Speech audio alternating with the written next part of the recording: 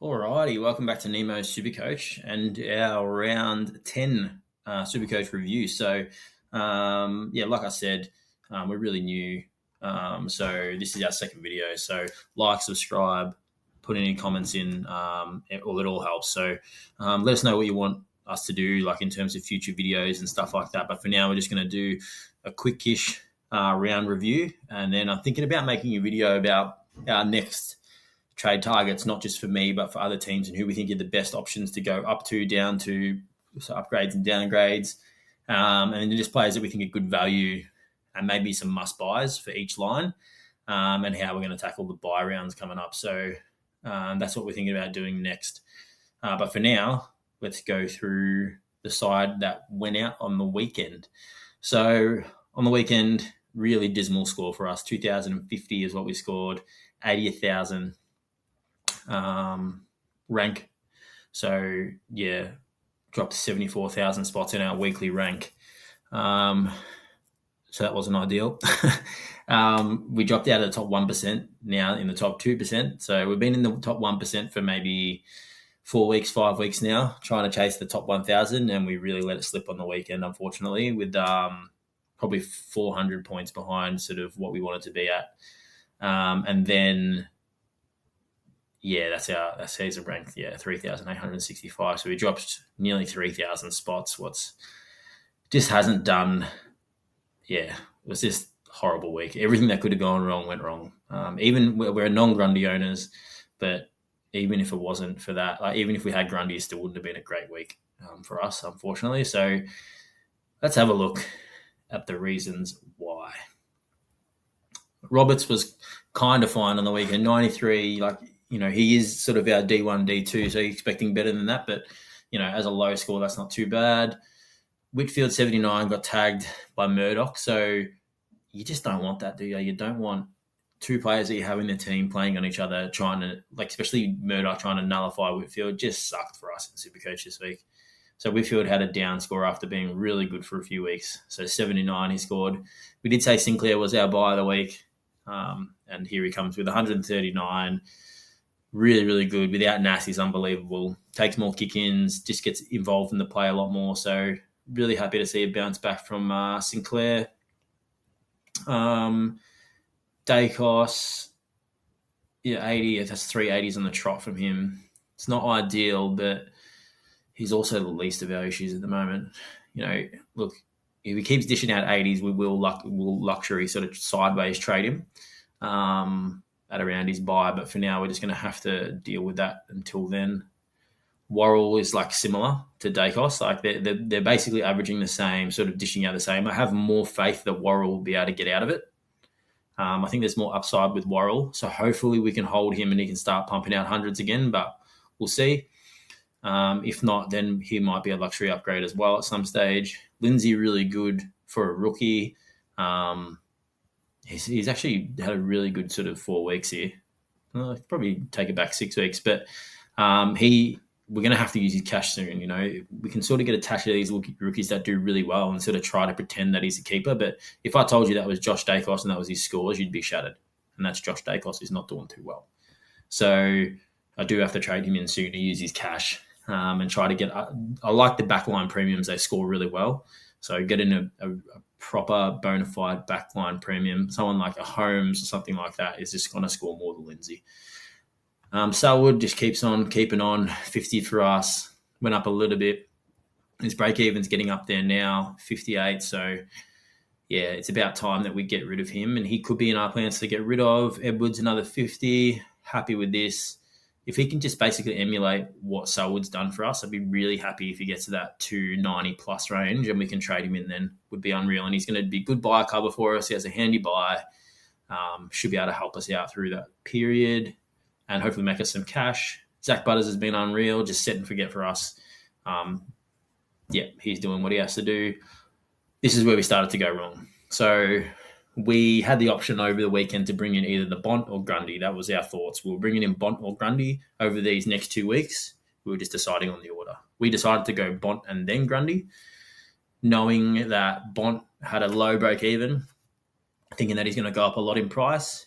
So let's say Bont scored 120 and went up 20k, and Grundy scored 150 and came down 20k. There's a 40k difference, and the points would have been maybe 50 points. We were thinking sort of max that was going to cost us. How I was wrong. It's ended up costing us 300 points as a captain, and the opposite happened. Bont went down in price, and Grundy went up. So it might have wrecked our trade cadence because that extra 40k that we sort of planned on having was pretty vital, I think. But yeah, it just wasn't ideal. Wasn't ideal for the team. And yeah, probably cost us about 300 points. Lockie Neal, I thought was pretty good, to be honest, against Mullen. Fought through the tag pretty well, scored a 90 still. He's had 2 90s amongst 1, 2, 3, 4, 5 tons in a row. I'm happy with Neal. I think the fact that he was able to get a 90 odd on Mullen, who's probably the toughest tag in the league, is pretty good signs. Clary was unreal, 116, played really well. I thought he deserved more. He got scaled down 20 points, what I thought was stiff. So hopefully he does. I'm pretty sure he does well against Brisbane. So actually, I should have a look how he does against Brisbane. Not great. So hopefully he can dish out a decent score there. Another 100 would be nice. Nick Dacos, he's had a fair few down weeks in a row now, sort of 4 in a row, I'm pretty sure. So let's have a look. Does really well against West Coast, so happy with that. Sort of averaging 130 odd.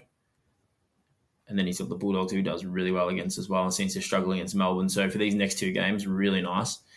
But yeah, 2 sort of shallow hundreds and then a 67 with Mullen and then 93 with Jordan. So hopefully we're expecting to bounce back against West Coast. So yeah, hopefully he can bounce back. If you don't have him though, what a buy. Probably get him for 500-ish K. Pretty good. Low 500 you're getting for. Take that. Ed Richards had a shocker.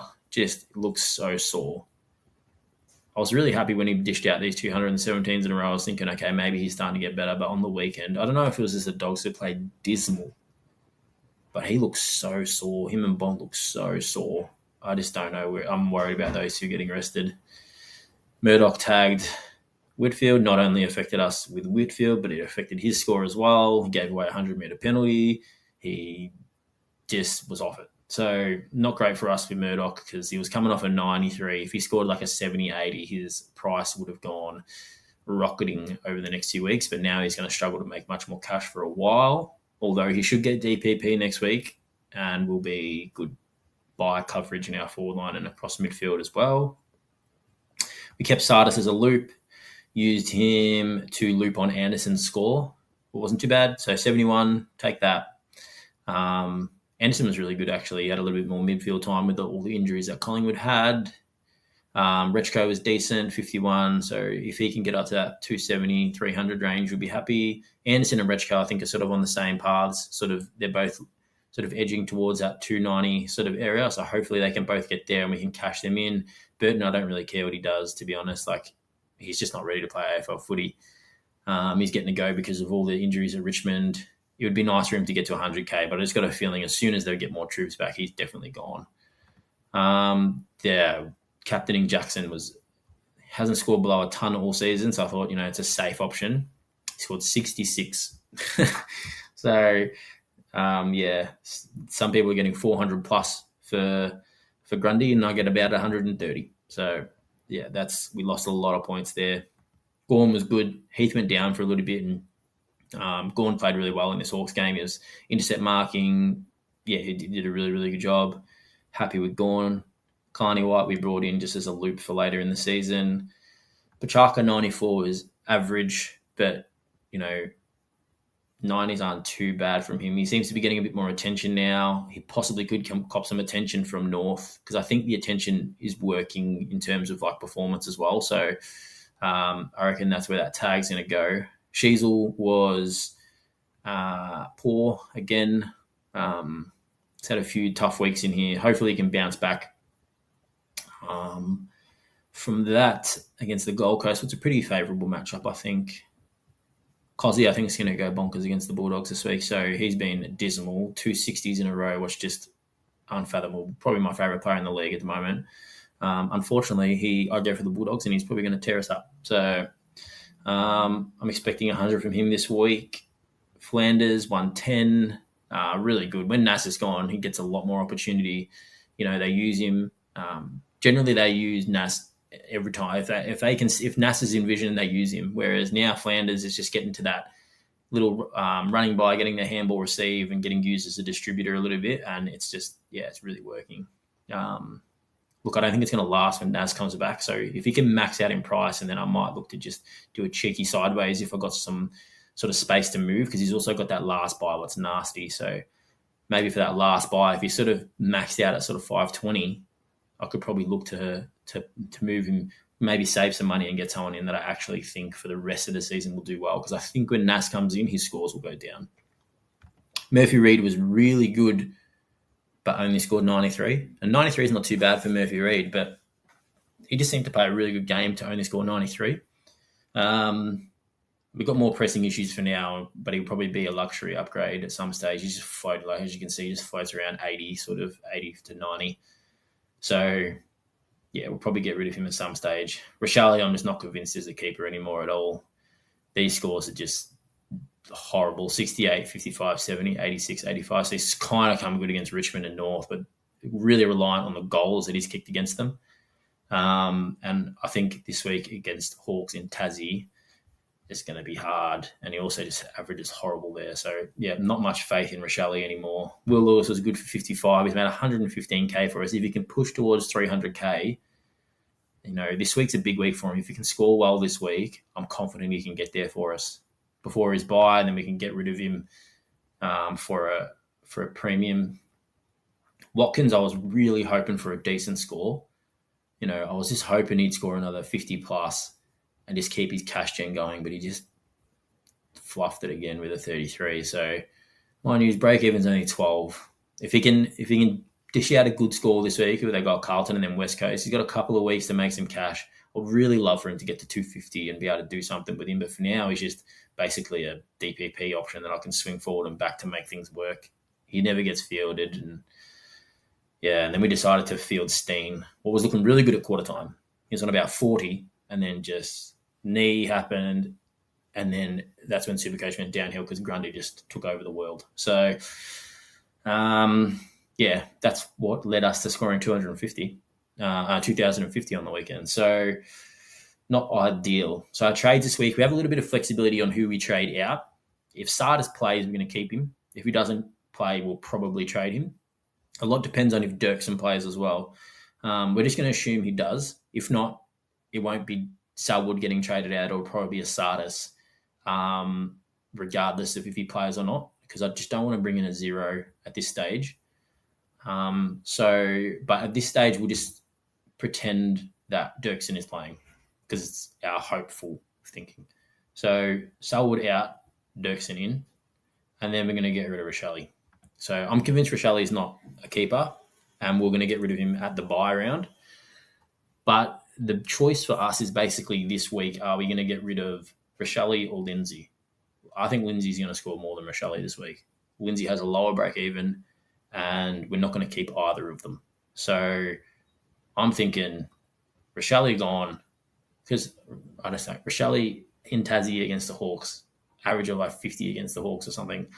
Yeah, I'm not a fan. So Rochelle gone, what kind of seems like counterintuitive because he's a fake primo, but for what we need to do this week to bring Grundy in, we have to basically do it. We're going to push Steen into the forward line and bring in Grundy. So we're a week late. We've got it the wrong way around, but, better late than never. So Grundy in, and that's how we're going to line up this week. Our backline's going to stay like that. We'll probably just make Edwards our emergency in the backline. Our vice captain is going to be Grundy. Our captain is going to be Gawn. So Grundy comes up against the Cats, who don't really have a recognised ruckman, and Gawn's coming up against the Bulldogs in the last game of the round. If English plays, I don't really care, to be honest. I still think he's going to destroy him. But if he doesn't play, it's just going to be a massacre, and just hoping that they don't basically rest Gawn and give it to Heath is basically the only risk that he doesn't score 150. If Heath's out, then Gawn is 100% the captain. If Sardis plays, Sardis will be fielded. If he doesn't play and Dirksen doesn't play, we'll probably get Ison.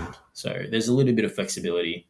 If Sardis doesn't play, it'll be Rechko basically on the field. And then in the forward line, we're going to use our DPP to put Steen on the bench in the ruck. And then it just gives us a loop option. So we'll get a look at Watkins if he plays earlier in the round, and then we'll decide if we want to loop in if he score. If he scores over 50, we'll probably take it. So that's how we're going to go this week. Our projection is, 2,428. I don't really go off projections, but that would be nice. If someone offered me that right now, I'd take it because last week was a nightmare. So that's what we're going to do this week, guys. Let me know what you guys want to see from me in the future, what type of videos. I'm thinking about doing a video shortly about trade targets for you guys rather than just showing you guys my team and what I'm doing and who I think the best buyers are in every single line, whether that be an upgrade, a downgrade, and we'll get some graphics going so then I can take you guys through that. But apart from that, just like, subscribe, comment what you want to see or any questions, and I'll get back to them when I can. Thanks for coming along this journey with me. So I'll catch you later. Have a good week, and can't wait for the footy. So I'll catch you later.